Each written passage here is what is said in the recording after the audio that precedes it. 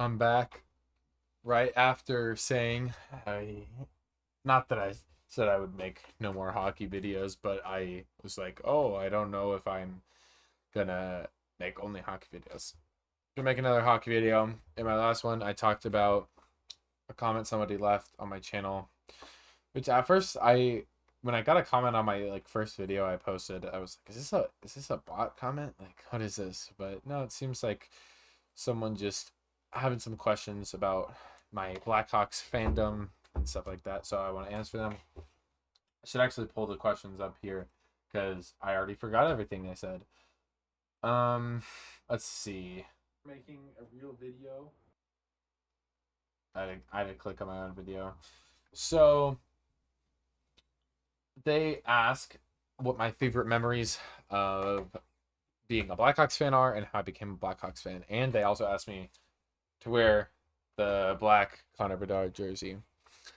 Um, so I'm gonna start off by saying I was a Blackhawks fan because of my dad.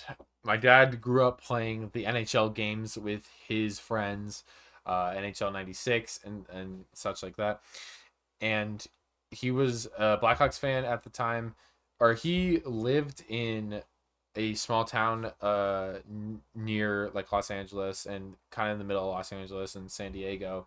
So he was like naturally a Sharks fan. Sorry, not naturally.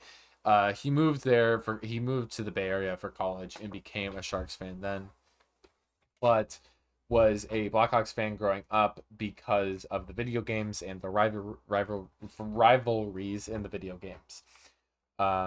The Sharks have always been his like secondary team, and the Blackhawks were his first team.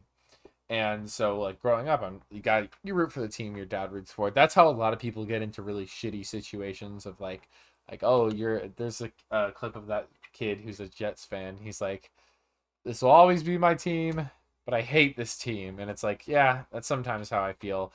Um, there's a very interesting detail about my dad's Blackhawks fandom that in I want to say the Kraken became a team in 2020. No, it must have been 2021 or 2022, right? One of those years in the 2020s, they became a team, and he fully switched up completely. Is fully bought into being a Kraken fan now. Gave me all of his Shark stuff, gave me all of his Blackhawks stuff, and basically said, I'm a Kraken fan. And the proximity, I think, is the biggest part of it. But I was someone that was just like, I don't know. He was very loyal to a team for over 25 years and or over 30 years and just decided to up and go one day, and I don't really get that. And I've gotten questions about how I would think of a team coming here to Portland, and how, would I root for them? All this, and I think I was gonna say the short answer, but this is my own fucking video. I'm gonna give the long answer. The long answer is I would absolutely root for them, but I would not switch to the teams because I think I just think team loyalty is like really important in sports. At least it is to me. I get not everyone has the same values, and it's like, would I go to the games and cheer them on? Absolutely. Would I buy their merch? Absolutely. But I've also bought merch for all these teams, and I don't even like some of those teams. And I think you can support a team and root for a team without them being one of your favorites. My favorite team will always be the Chicago Blackhawks. My second favorite team will always be the Montreal Canadiens. That's just how it works in my head.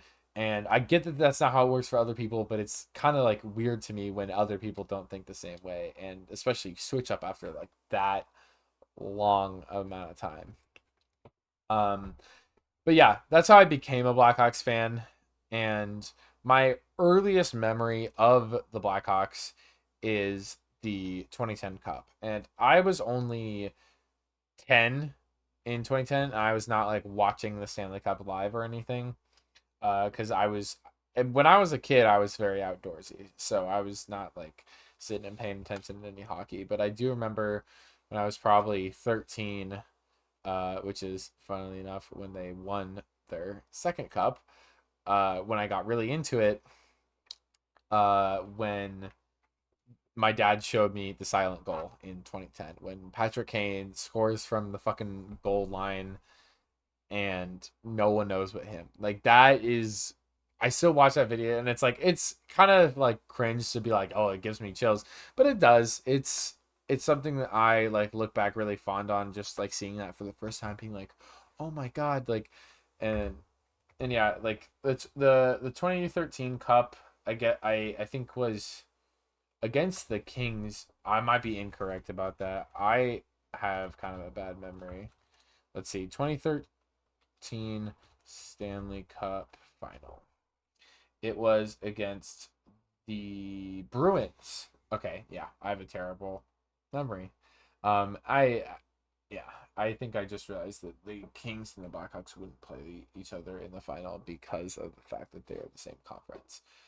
So yeah, pretty smart on my end.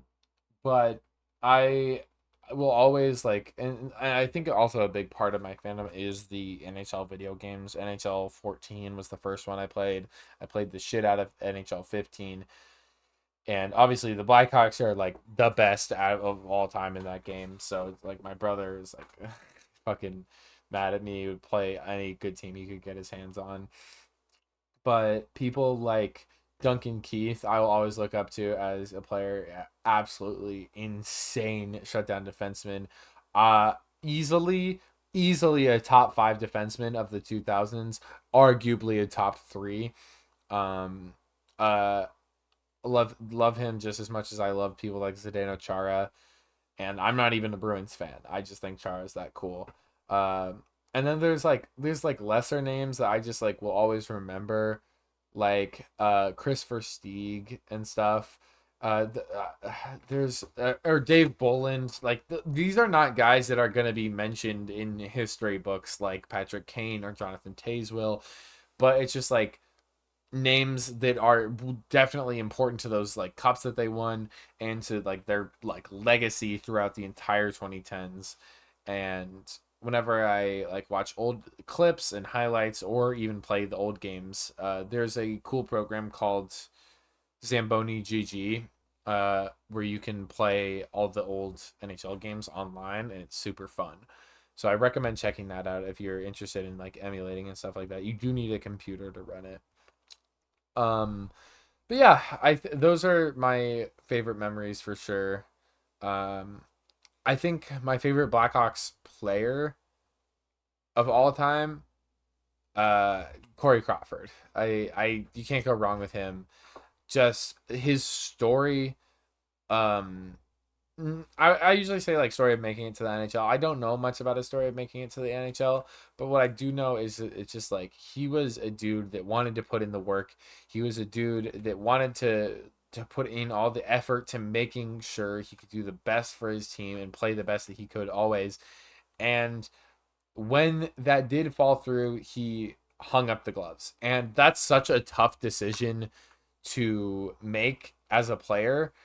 And I always have to give like the biggest props to people that can do that, where he was not playing at the top of his game when he got traded to New Jersey and he said, I cannot give you the best effort that I'm able to give. I'm not going to be playing anymore. And that sucks for someone that really really really likes watching him. But I have all the respect and admiration in the world for someone that is able to do that. And that goes for anyone on any team besides Vegas. um and my favorite, I will have to say, like my favorite skater is, I'd be lying if I said it wasn't Patrick Kane. And I come from a place where that's really hard for me to say, because of all like the allegations and stuff. And I'm someone when it comes to sports and when it comes to allegations like he's picked up in the past, I shouldn't dance around it, like sexual assault allegations, right? Is that they always did it, is the thing, unless they are actually proven innocent, which I think a lot of people in the sports world don't understand is different than being acquitted. Being proven innocent and being acquitted are different things. And what happens a lot of the times is that this will happen to a girl, and she'll write a thing about it, and it will become news. And then in court, the player is backed by NHL lawyers and NHL money, and the girl is to defend herself on whatever salary she has, does not get any representation from the NHL, does not get any representation other than what she can provide in court. And that can be overpowering in that kind of situation. And I have to live with the reality that he did that shit, and that he is a terrible person. And is he my favorite player personality wise? No. Watching him play is absolutely fucking amazing, and I don't agree with anything he's done off the ice or anything he says. That's just the reality of it, and it sucks for me. But Connor Bedard, right? Anton Frondell. So, and we got a fourth overall draft pick this year. So just hoping for the best, really, and super excited for the Blackhawks' future. The team's still coming off a pretty rough couple years with obviously like Kyle Beach and Joel Quenneville. Not that anything is Kyle Beach's fault, but Joel Quenneville and like the management from there. And so building up the Blackhawks reputation is the utmost important thing for them to do as a team right now. Obviously, number one is like work on the ice, but like we cannot be that team. That is a one of the worst things to be in sports, and one of the worst things to be ever. You don't want to be known as the team that keeps catching these allegations like this. That's my thoughts on the Blackhawks. I'm excited for their future. I'm excited for them to hopefully wear the black jerseys again this year. And I'm gonna go to a game at some point this year. So that's super exciting for me. And yeah, I hope you guys are all doing good. Thanks for watching.